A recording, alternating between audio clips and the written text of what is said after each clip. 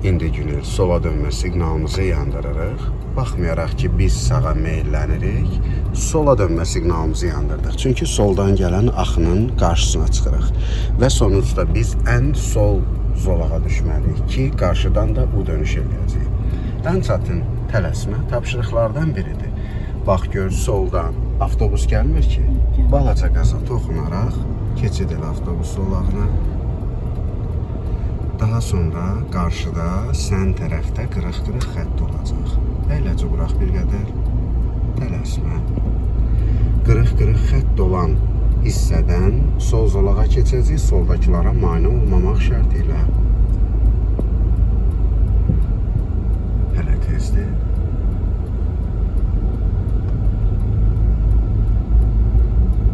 Bir qədər qarışıq yerdir, bir qədər dediyim kimi çətin tapşırıqdır. Əyləci burax. Bir balaca sükanı sola çevirdin. İndi həm bundan özünü qorumalısan, həm ondan, həm də bax, arxadan gələndən. İndi sən gözləsən ki, bu maşın keçsin, sonra mən keçim.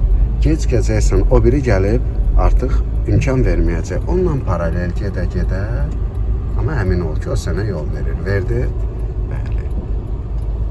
İndi biz bir zolaqda sola keçməliyik. Ona görə qarşımızdakı maşını bir qədər qarşıya buraxırıq ki, bizim onunla aramızda məsafəmiz olsun. Əyləci burax. Çevir el sola bax. O qırmızı avtomobil keç. Solu yandır yenə. Bax, o maşın sənə yol verirmi? Vermir. Görsən nə pis adam. Əyləci burax balaca. Bax, özü də dönmə siqnalını yandırmadan keçdi. Burax əyləci. Artır sürəti, bəli. Oldu mu? Günel, belə məqamlarda tələsmək lazım deyil. Əslində burada hərəkətin təşkilində də boşluq var. Çünki bir növ biz bir anda bir neçə zolaq dəyişdik. Amma məcburuyduq. Çünki orada biraz geciksəydik, qırıq-qırıq xətt qurtaracaqdı, biz düz xəttin tələbini pozmuş olacaqdıq. Keçdik sol zolağa, burada da bir qədər geciksəydik, qarşıda 1.1 nişanlanması başlayacaqdı, orada da keçid eləyə bilməyəcəkdi.